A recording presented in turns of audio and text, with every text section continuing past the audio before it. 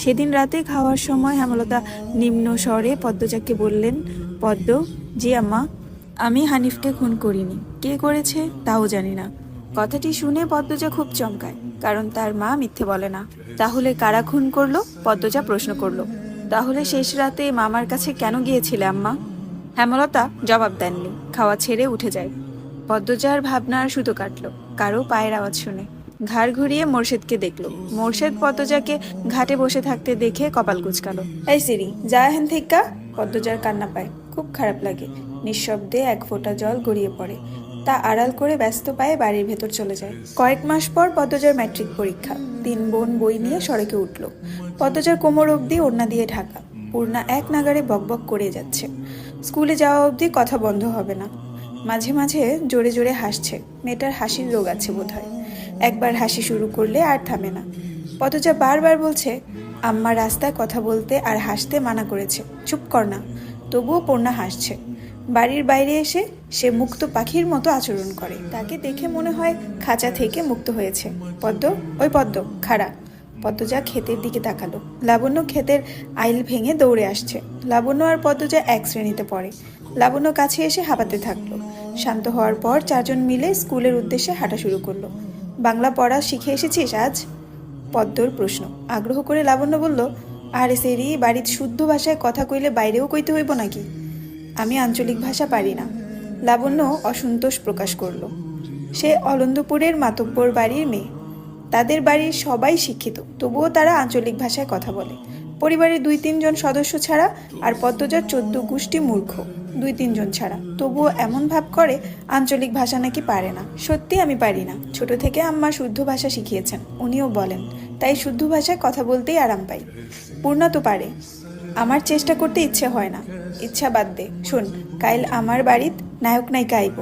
পূর্ণা বিগলিত হয়ে প্রশ্ন করল, কেন আসবো? কোন নায়ক?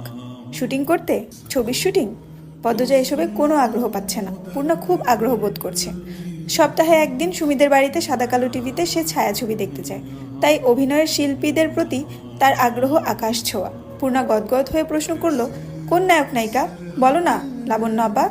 দাঁড়া, মনে করি। পূর্ণা কৌতূহল নিয়ে তাকিয়ে আছে। লাবণ্য চোখ বুঝে মনে করার চেষ্টা করলো। এরপর মনে হতেই বলল, লিখন শাহ আর চিত্রা দেবী।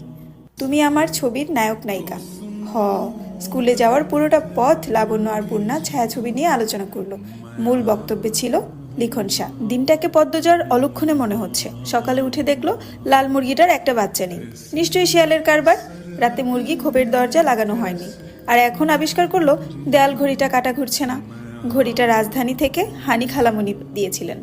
গ্রামে খুব কম লোকেই হাত ঘড়ি পরে। দেয়াল ঘড়ি হাতে গোনা 2-3 জনের বাড়িতে আছে। পদ্মজা সূর্যের দিকে তাকিয়ে সময়ের আন্দাজ করার চেষ্টা করলো। পূর্ণা প্রেমা দুপুরে খেয়েই ঘুম দিয়েছে। পদ্মজা মায়ের রুমে উকি দিল। হেমলতা মনোযোগ দিয়ে সেলাই মেশিনে কাপড় সেলাই করছেন। আটপাড়ায় একমাত্র হেমলতাই কাজ করেন। প্রতিটি ঘরে কারো না কারো পরনে তার সেলাই করা কাপড় আছেই। লুকিয়ে দেখছিস কেন? ঘরে আয়। হেমলতার কথায় লজ্জা পেল পদ্মজা। না আম্মা, কাজ আছে। পানি দিয়ে যা। হেমলতা জগ বাড়িয়ে দেন। পদ্মজা জগ হাতে নিয়ে বলল, আম্মা, সদকা কোন মুরগিটা দেব? হেমলতা গতকাল স্বপ্নে দেখেছেন বাড়িতে আগুন লেগেছে, তাই তিনি সদকা দিবেন বলে মনস্থির করেছেন। সকালেই পদ্মজাকে মনের কথা জানালেন। সাদা মোরগটা দিয়ে দিস। মুন্না কি আসছে? না। প্রতিদিন বিকেলবেলা তো পানি নিতে আসে, কিছুক্ষণ পরেই আসবে। হেমলতা আর কথা বাড়ালেন না। পদ্মজা কলপার থেকে পানি নিয়ে আসে। আসরের আজানের সাথে সাথে মুন্না আসলো। গ্রামে সচ্ছল পরিবার নেই বললেই চলে। হাতে গোনা কয়েকটা পরিবারের সচ্ছলতা আছে। হেমলতার পরিবারটা টিকে আছে হেমলতার তীক্ষ্ণ বুদ্ধি ও পরিশ্রমের জন্য। পুরো আটপাড়ায় টিউবওয়েল মাত্র 5টা। পদ্মজাদের টিউবওয়েল থেকে পানি নিতে প্রতিদিন অনেকেই আসে। তার মধ্যে নিয়মিত একজন মুন্না। 10 বছরের একটা ছেলে। মা নেই, বাবা পঙ্গু, সদরে বসে ভিক্ষা করে। পদ্মজা মোড়ক নিয়ে কলপারে এসে দেখে মুন্না নেই। একটু সামনে হেঁটে এসে ঘাটে মুন্নাকে দেখতে পেল। ডাকলো, মুন্না। মুন্না ফিরে তাকায়। পদ্মজার হাতে সাদা মোড়ক দেখে মুন্না খুব খুশি হয়। পদ্মজা না বললেও মুন্না বুঝে যায় ছটকা পাবে আজ। মুন্না এগিয়ে আসলো, দাঁত কেলিয়ে হাসলো। হাসিস কেন? নে মোড়ক, তোর আব্বাকে নিয়ে খাবি। মুন্না যে খুব খুশি হয় তা দেখেই বোঝা গেল। খুশিতে গদগদ হয়ে মোড়কটাকে জড়িয়ে ধরলো। পদ্মজার ঠোঁট দুটি নিজেদের শক্তিতে প্রশান্তির হাসিতে মেতে উঠল। কি সুন্দর মুন্নার হাসি। পদ্মজা বলল, খুব খুশি? হ। দোয়া করবি আমরা যেন ভালো থাকি। করবা মাপা? আচার খাবি মুন্না? খাইবাম। পদ্মজা আবার হাসলো। মুন্না পেটুক, খাওয়ার কথা শুনলেই চোখ চকচক করে ওঠে। পদ্মজা আচার নিয়ে আসে, মুন্নার সাথে বসে আরাম করে খায়। মুন্না একটু একটু করে খেতে খেতে বলল, আপা তুমি খুব ভালা। তাই? বড় হইয়া তোমারে বিয়া করবাম আমি। পদ্মজা ভীষণ খেলো। দ্রুত এদিক ওদিক তাকিয়ে দেখলো কেউ শুনলো নাকি। বিয়ে তার কাছে খুব লজ্জাজনক শব্দ। বিয়ে নামটা শুনলেই লজ্জায় লাল টুকটুক হয়ে যায়। ফিসফিসিয়ে মুন্নাকে জিজ্ঞাসা করলো, বিয়ের কথা কোথায় শিখলি? আব্বা কইছে, আর বলবি না এসব, যা বাড়ির যা। পদ্মজা তড়িঘড়ি করে বাড়ির ভেতর চলে যায়। রান্নাঘরে ঢুকে দেখলো হেমলতা রান্নার প্রস্তুতি নিচ্ছেন। সন্ধ্যার পর বিদ্যুৎ থাকে না, হারিকেন জ্বালিয়ে রান্না করতে হয়।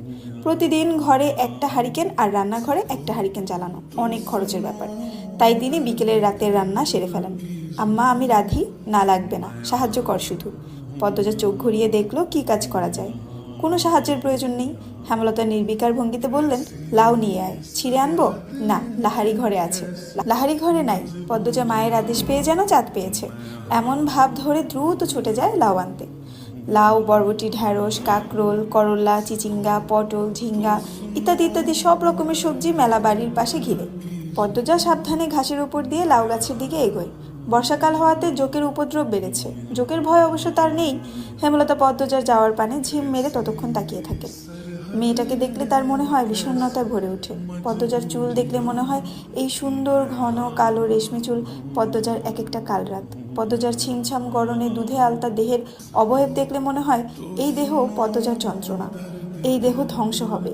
পদ্মজার অষ্টদয়ের নিম্নে স্থির হয়ে থাকা কালো সূক্ষ্ম তিল দেখলে মনে হয় এই তিল পদ্মজার এক জীবনের কান্নার কারণ। হেমলতা পদ্মজার রূপের বাহার নিতে পারেন না। কেন কৃষ্ণকুলির ঘরে ভুবন বহিনী রূপসীর জন্ম হলো?